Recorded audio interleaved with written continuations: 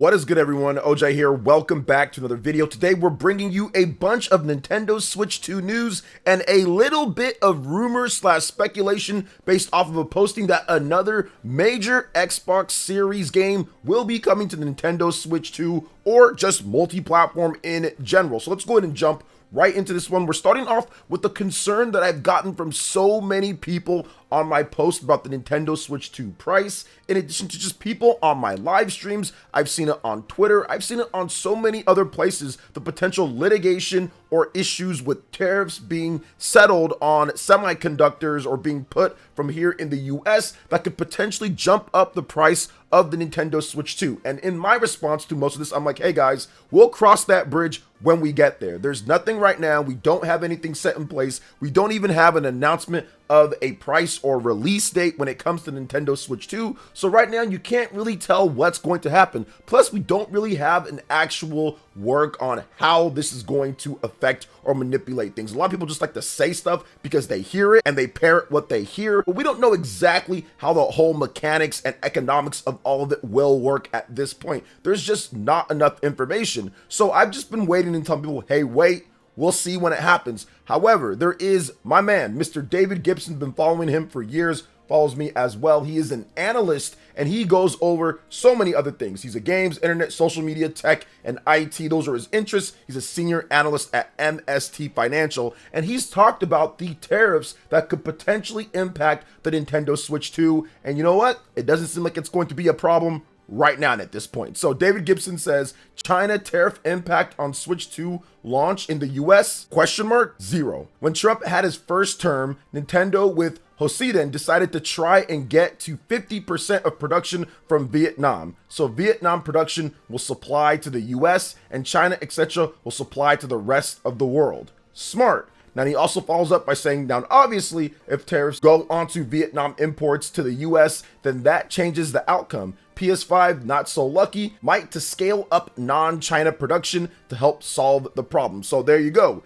If there is a major issue when it comes to the tariffs or something, they can go to somewhere else to scale up the production to try to see if they can avoid the extra price or cuts of profits based off of that. So yeah, that's the reason why I said there's nothing right now. We kind of have to wait and see on this one. And I wanted to wait till there's actually somebody that knows a bit more, because it's all been coming from people just saying it online. There hasn't really been any major, I would say, analysts or people that have came out and given a detailed program on how exactly it would work and actually talked about the financials and details and the production and manufacturing. It's just been, oh, it's going to happen. So I really just not put too much time into it because there's nothing that we can do. First and foremost, it's not like it's something to where we can reach out to a social media manager or to the company and say, hey, don't do this or not. So there's really no point in really talking about it too much or really discussing outside of anything when it comes to the facts. And right now, these are the facts at this point. So once again, like I said, we'll cross that bridge when we get there, but I don't think it's going to have a major impact right now at this point. And I still feel, based off of our poll results, we talked about this in a video and I want to discuss it as well. Most of you guys feel that the Switch 2 will be $399.99 or $400. There is a little bit more of you guys that think that it's going to be $450, but I do think that Nintendo's going to settle on the sweet spot of $400. $450 looks incredibly awkward and very close to $500, especially considering taxes. So to me, $399 looks so much better than $450. So I think Nintendo will find a way to get that system to $399. That is a $100 jump over the Nintendo Switch 1 when that first launched, and still a $50 jump over the Nintendo Switch OLED. And I think that is the sweet spot. And then maybe a few years down the line or something, you have a Nintendo Switch 2 OLED that's at $450. Or even if you do a Nintendo Switch 2 Pro, that's at $500, and you bump up the specs and you have an OLED screen or any other new cool tech that you want to put in there, you can do that as well. So there's a lot of ways that Nintendo can go with this, but I do think $400 base impact for the Nintendo Switch right now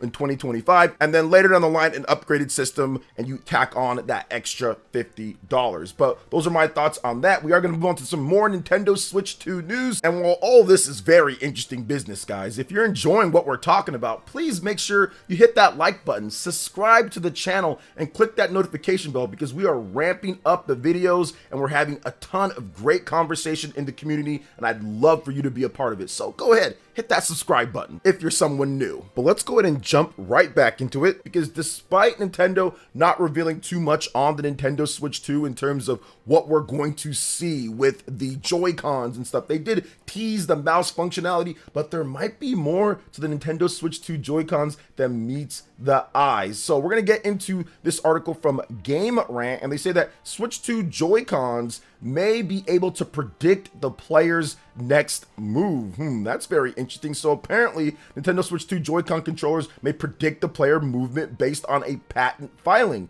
The patent describes a system for tracking finger movement to predict player input. The Nintendo Switch 2 will get a proper reveal in April, potentially revealing new controller features. So that's very interesting. You have apparently this player control input. Now there is something like this, and it's called rollback netcode. Rollback netcode essentially predicts kind of what you're going to press based on the most likely outcome of scenarios in order to mitigate the lag or input delay that could happen in online matches. So it kind of does a little prediction. So does Nintendo have some type of technology to do that with a button press with this? I'm not exactly sure how that will work. Inputs in terms of movements by predicting on it, that's very different from an online game. How would this work in terms of with the Joy-Con to the system to your TV? How does that also work with lots of different things? There's so many questions overall when it comes down to what could happen. Nintendo shut off this patent filing, and maybe this won't be a feature that's in the new Nintendo Switch 2,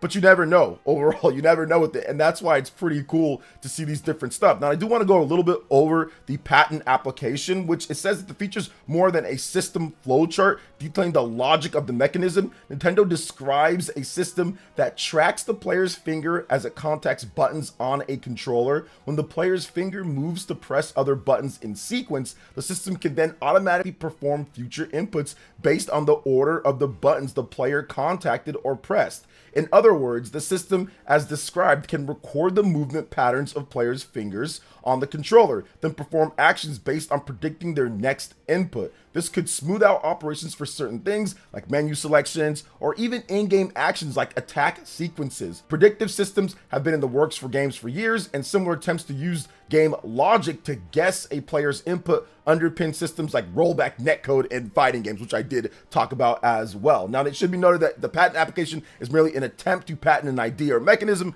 It does not mean that this will happen or it's going to happen 100% in the Nintendo Switch 2 Joy-Cons. It's just something that Nintendo has patented, and maybe it becomes a thing. But yes, rollback netcode absolutely works this type of way, and they're kind of doing it on a hardware level infused with the system itself. So that's very interesting if that becomes the case, because if you have that and it works most of the time on top of having rollback netcode, and then you have a game like Super Smash Bros. That can almost indefinitely reduce any of the lag and issues because you're going off of something when it comes to smooth gameplay overall, and that would kind of reduce a lot of that. Now, you might still have some misinputs and some problems, but if you can nail the technology with good rollback netcode and this, man, that could be a game changer for so many different titles out there when it comes to lag or input delay or missed inputs or things like that. So definitely pretty cool, but we'll have to wait and see how it's actually going to be applied. But very interesting article nonetheless. Shout outs to Game Rant for that one. Now we're going to move on to the next topic here, guys,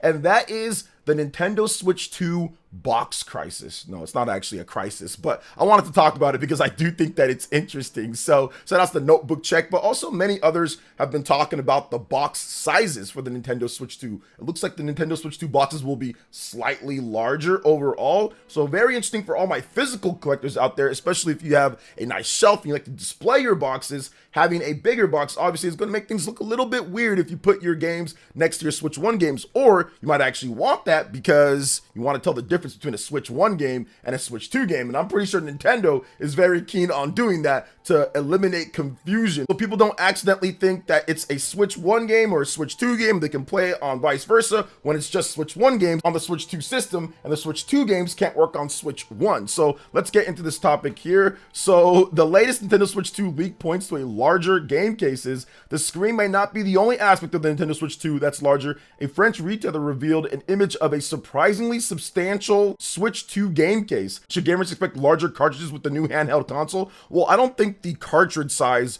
would change because the box size changes, kind of like DS and 3DS. I'm not sure if that would change. That doesn't matter. But yeah, let's get into this. Switch retail cases are often ridiculed for being far larger than the cartridges inside. If a new Switch 2 leak is any indication, Nintendo will not be downsizing the upcoming console's game boxes. The rumor originated from a Switch 2 game listing at French electronic retailer FNAC. Felipe Lima of the Brazilian Universo Nintendo site then shared a diagram on X with the case's estimated dimensions at 19.5 cm or 7.7 inches across 13 cm / 5.1 inches, and it would be roughly over an inch longer and wider than the original Switch's boxes. As a result, stores and gamers need to set aside more space than expected to display Switch 2 cases. Not long after the Switch 2 leak circulated, full color comparisons appeared on Reddit.